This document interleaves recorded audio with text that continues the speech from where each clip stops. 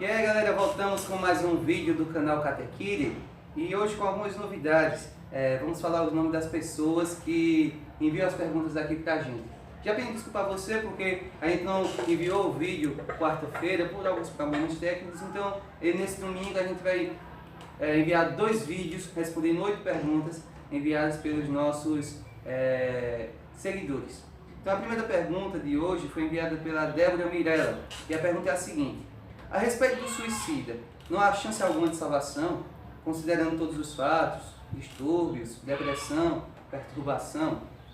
Bom, antigamente se pensava que não existia salvação para um suicida por ser um pecado de grande gravidade, né? Porque desobedece a um dos 10 mandamentos, no caso o mandamento não matarás. O mandamento não matarás não tem nenhuma exceção. Sim, é um pecado gravíssimo, é um pecado que na sua essência não teria a salvação, porque se supõe que o suicida não teve tempo de se arrepender antes do momento da morte. Mas o que o Catecismo da Igreja Católica ensina é o seguinte, que o pecado de suicídio ele pode ter uma gravidade maior ou menor de acordo com alguns fatores. Bom, ele pode se tornar um pecado mais grave se no caso, por um exemplo, o suicida cometeu suicídio para incentivar outras pessoas a fazerem o mesmo. Nesse caso, além de ser um pecado de suicídio, aumenta-se aí por ser também pecado de escândalo, incentivar outras pessoas a fazer o mesmo pecado. Hoje, com o desenvolvimento da psicanálise, da psiquiatria, a gente sabe que outras coisas podem atenuar a culpa do suicídio, diminuir. No caso, uma pessoa com depressão, uma pessoa com perturbações mentais, aos olhos de Deus isso pode diminuir na culpa desse pecado. O que nos cabe, enquanto cristãos, e o Catecismo da Igreja Católica continua a ensinar isso, é que nós devemos rezar pela alma das pessoas que cometeram suicídio. A gente não sabe se elas foram realmente, se elas estão condenadas ao inferno ou se elas podem ter sido salvas no último instante. Deus pode ter concedido o dom do arrependimento final a essas pessoas nos últimos instantes de sua vida. Para que a gente tenha uma compreensão maior disso, São João Maria Vianney, o santo cura d'Ars, em uma de suas celebrações, durante a missa, ele observou no final da igreja uma mulher vestida de preto, estava de luto, porque seu marido tinha cometido suicídio pulando de uma ponte, na véspera dessa missa. Então, ao final da missa, o santo cura d'Ars, ele vai até essa mulher e diz assim: não chore, seu marido conseguiu a salvação. Lembra daqueles textos que você rezou com ele no mês de maio?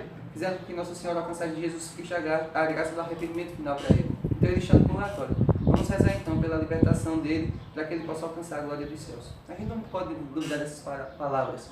Nós devemos apenas rezar pela alma daqueles que já se foram, principalmente os suicidas. Bom, a segunda pergunta de hoje foi enviada pelo Alex Silva. E a pergunta é a seguinte: o que são e qual a importância dos dogmas católicos? Em primeiro lugar, o que é um dogma? Dogma é uma verdade de fé revelada por Deus e proclamada solenemente pela Santa Igreja Católica. Como verdade de fé, deve ser algo que todos nós, enquanto que nos dizemos católicos, devemos acreditar, porque é revelação de Deus e palavra da própria Santa Igreja. Sua importância nada mais é do que algo que está no cerne da nossa fé. Se nós acreditamos, se nós nos dizemos católicos, se nós acreditamos na autoridade da Santa Igreja Católica, nós acreditamos que tudo que a Igreja proclama é verdade, porque antes de tudo é revelado por Deus. Então, se nós nos dizemos católicos, nós devemos acreditar conforme a Igreja acredita.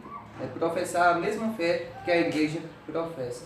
Então, os dogmas católicos nos dão essa base para a gente ter uma maior firmeza na nossa fé.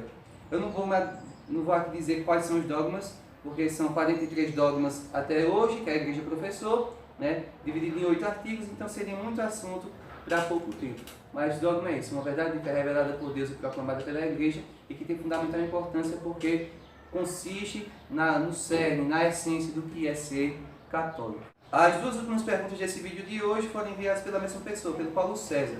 Então a primeira pergunta que ele enviou: o que é ter fé? Para poder entender o que é ter fé, a gente tem que entender o que não é ter fé. Ou seja, o que não é fé? Fé não é sentimentalismo. Algumas pessoas pensam que ter fé é você chegar num lugar e naquele momento de oração, ouvindo a palavra de Deus, você se arrepiar, você ter vontade de chorar. Isso não é fé, isso é sentimentalismo barato. Aí não pode transformar a igreja em um lugar onde eu vou ali para satisfazer meus anseios e os meus prazeres. Não, a igreja eu vou ali para mudar de vida e para seguir os mandamentos do nosso Senhor Jesus Cristo. Fé é, antes de tudo, acreditar no invisível, né? É ver o invisível, tocar o impalpável, fazer o impossível. Isso a gente só consegue acreditando, né? E acreditando de forma maior em Deus.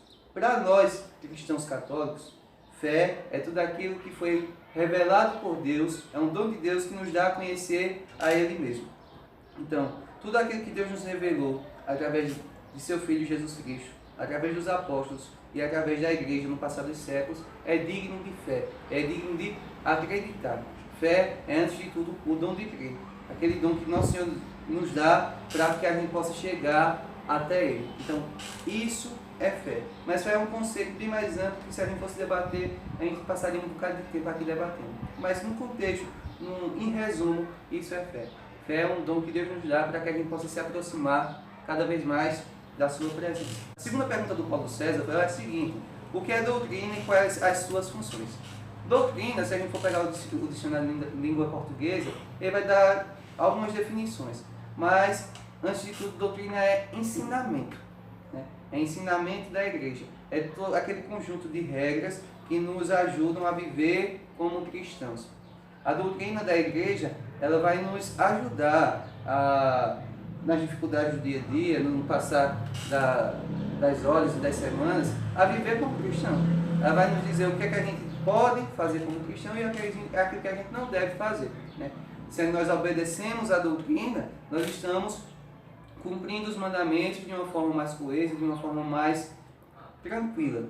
Eu dizer que eu vou viver os mandamentos, mas sem seguir a doutrina, é como a gente caminhar por um caminho sem conhecer as placas que indicam as dificuldades desse caminho. As doutrinas são como se fossem essas placas, essas setas que nos apontam o caminho correto a seguir. Então, doutrina é isso, são ensinamentos e sua importância, suas funções são justamente essas, nos ajudar a trilhar o verdadeiro caminho, o caminho da verdadeira fé. Então, esse foi o nosso vídeo de hoje. Espero que tenham gostado. Se gostou, dê seu joinha, seu like. Espero ter respondido todas as perguntas. Fiquemos todos com Deus e que desça sobre nós e permaneça para sempre a bênção do Deus Todo-Poderoso. Ele que é Pai, Filho e Espírito Santo. Amém.